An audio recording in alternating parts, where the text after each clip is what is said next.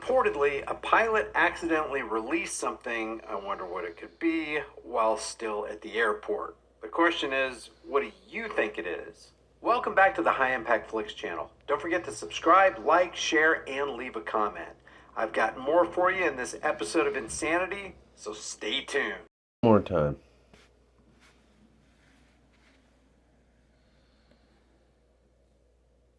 Link will be in the description for the original.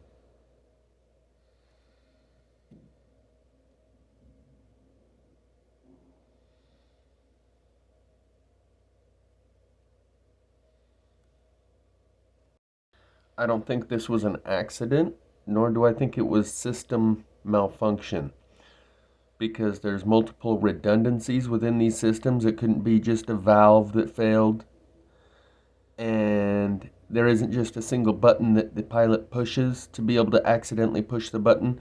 You have to go through a sequence of codes that you enter. Also, I would assume that the system monitors altitude and airspeed, and even if you entered the code in to disperse the juice, it would say altitude is out of range and airspeed is not within range to deploy. So I believe this was hacking or intentional by the pilot. So now's a good time for what I think is a really good theory about what these particles are and the benefit that they serve. Brought to you by Mr. MB3 in a video from about 6 or 7 years ago titled The Truth About Those Trails and One Man's Theory. Guys, what you're looking at right here is the sky from this morning, about 8:30 from southeast Phoenix, Arizona. Chemtrailing was very, very prominent for just a few hours, and then it quit. The afternoon skies were very normal, but as you can clearly see this morning, it was not. And as usual, it's always around the proximity of the sun. In my case, they're normally flying from, like in this video, from March of this year. They're flying from that same direction, in fact, southeast to northwest, or from east to west. This particular day, you could tell it was just a full-blown, urgent type of situation. You could just feel the urgency literally in the air. I want to say this was March 22nd.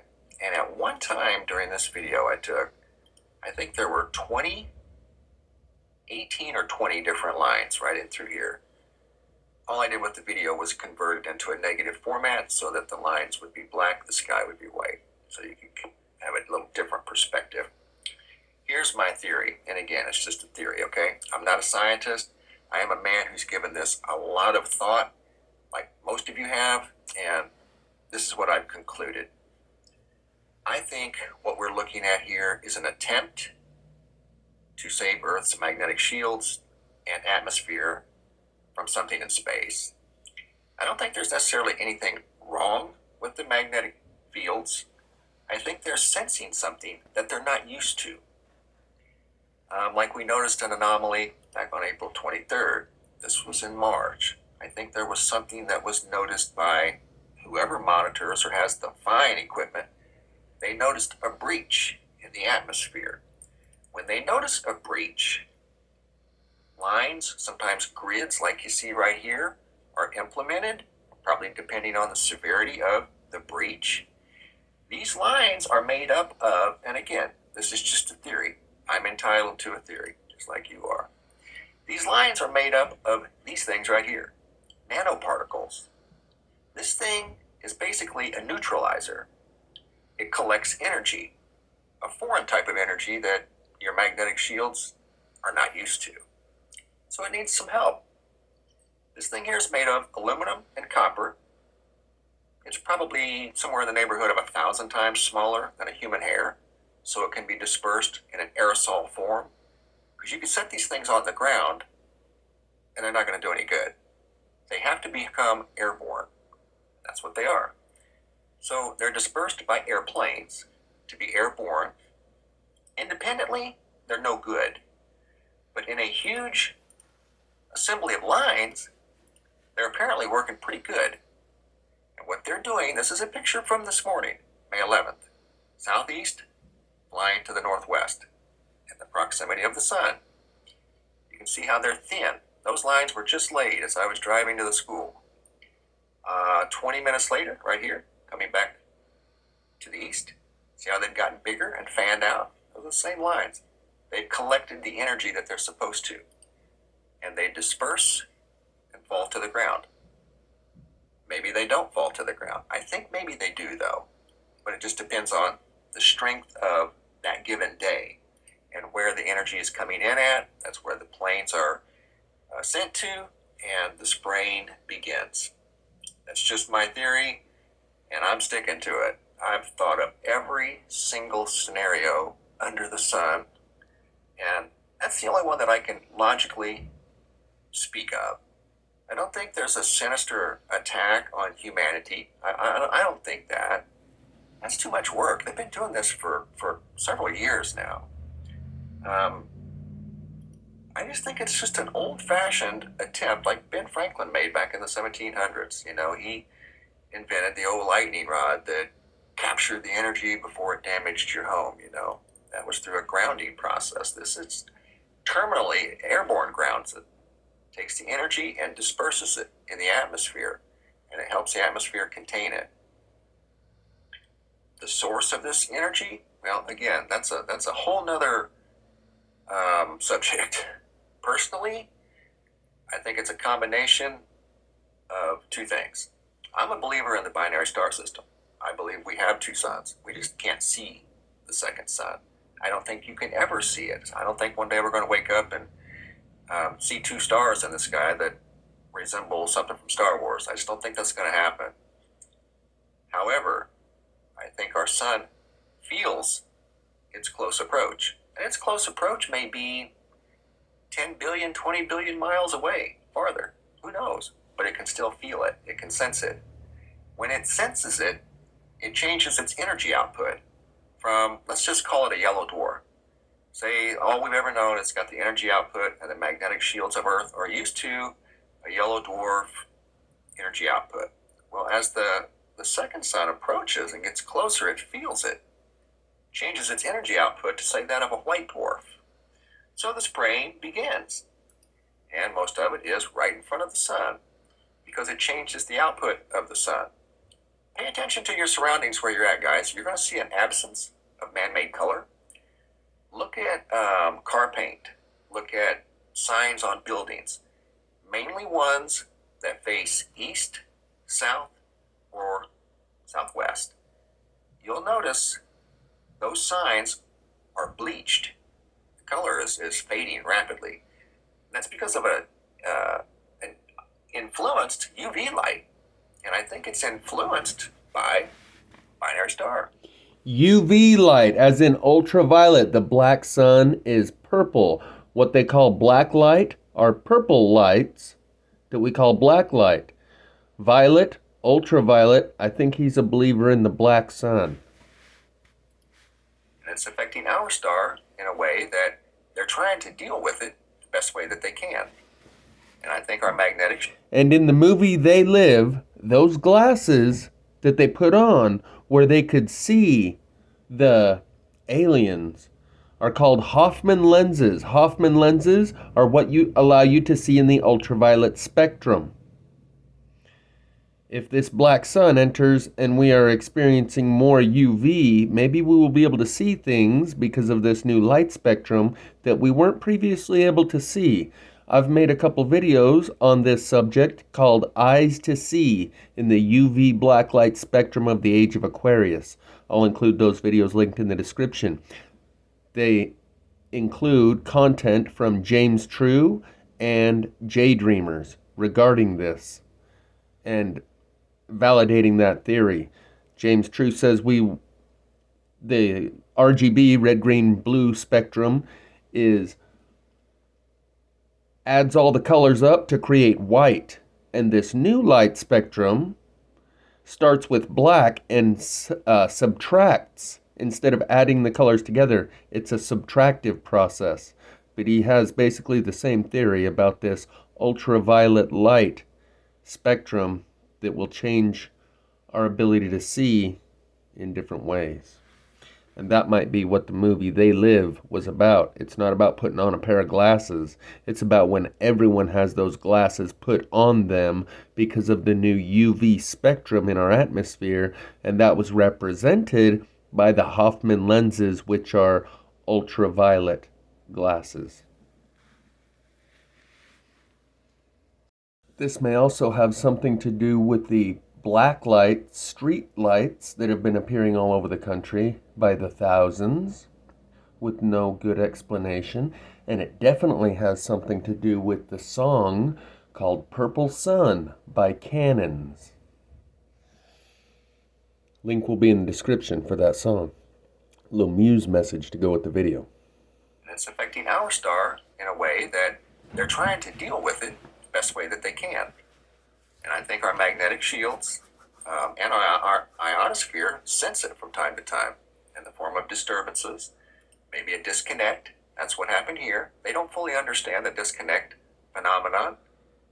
When we notice these things, they take the data down and say that it was nothing. Well, it's very obvious it was.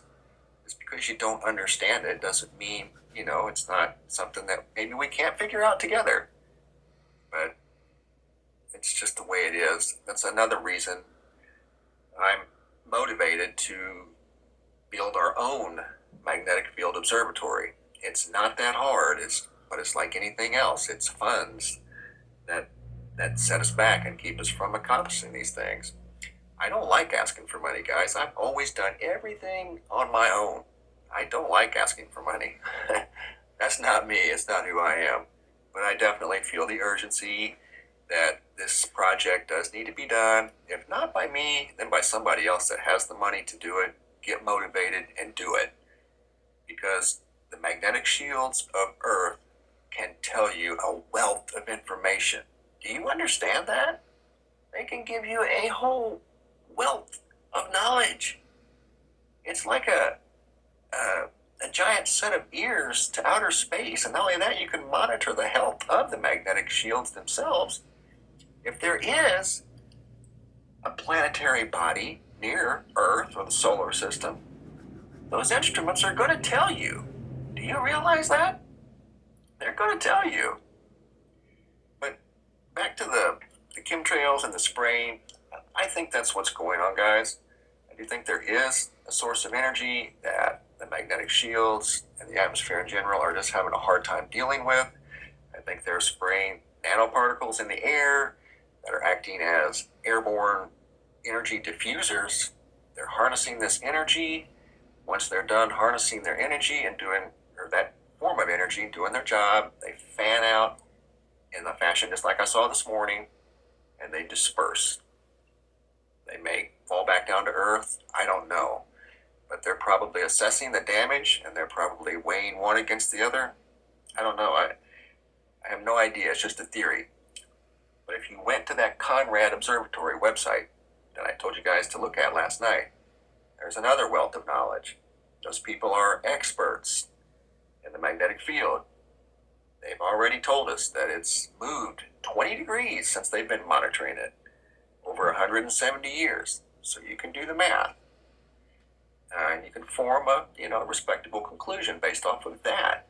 They said it's weakened 10% in that time as well. So is it weakening just because of day-to-day wear and tear? Or is it weakening because of an influence of a second source of energy? I don't know. But we could figure it out if we had the right equipment and we didn't have information being taken away from us. We had a steady flow of data that we could monitor these anomalies. We could figure it out. So that's what's motivated me, guys. And to be quite honest with you, I've never shared this with you guys, but my theory of what happened to the dinosaurs is not a catastrophic comet or a 6-mile wide asteroid that hit the Gulf of Mexico or Yucatan. I don't believe that. My theory is the magnetic shields went down and everything on Earth went down with them. That's my theory. I don't believe the comet thing hit the Earth and destroyed the atmosphere from within. I think the magnetic shields went down. they've done it before, and they're going to do it again. And I think this is an attempt to at least slow down the process until they can figure out a better approach. That's my theory, and I'm sticking to it. And if you can help with the cause, get some magnetic field equipment, that would be absolutely awesome. Thanks for watching, guys. Have a good day. Purple Sun by Cannons. Link will be in the description. This may also be a clue about why the magenta color is being portrayed so much recently. Also linked in the description will be the song Magnetic by Judith Edelman. It's the buzz when I'm full, and that buzz would be the cosmic egg timer. Normally an egg timer is how long it takes to cook an egg. This is more like the amount of time it takes to incubate a culture of consciousness. And when that egg timer goes off, you know it's time to harvest and till the soil and replant the petri dish of consciousness on the consciousness farm. It's the buzz when I'm full of your sweet magnetic pull. It's the tug that I crave. It's how opposites behave. Is electricity all there is to you and me in the field where the static is revealed? If the north isn't true, will I lose my way to you? Is electricity all there is to you and me? What's gonna happen when the magnetism fades?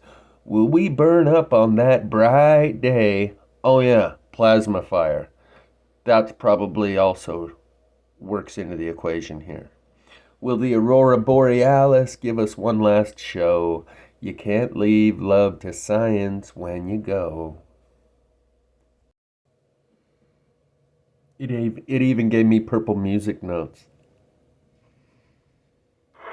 This is the solar radiation mitigation program in effect.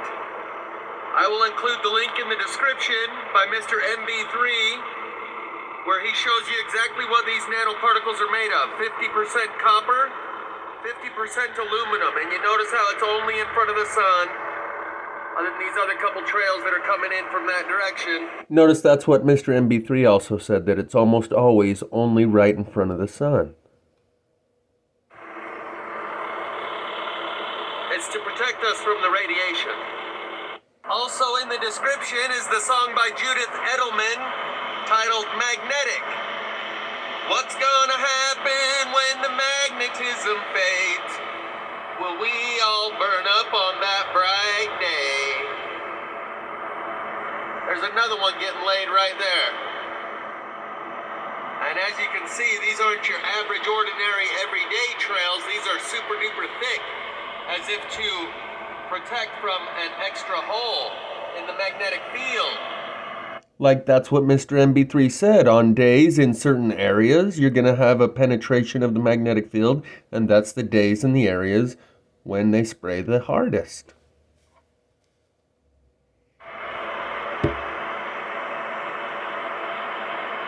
Lyrics to Magnetic will also be posted in the description and the comments section.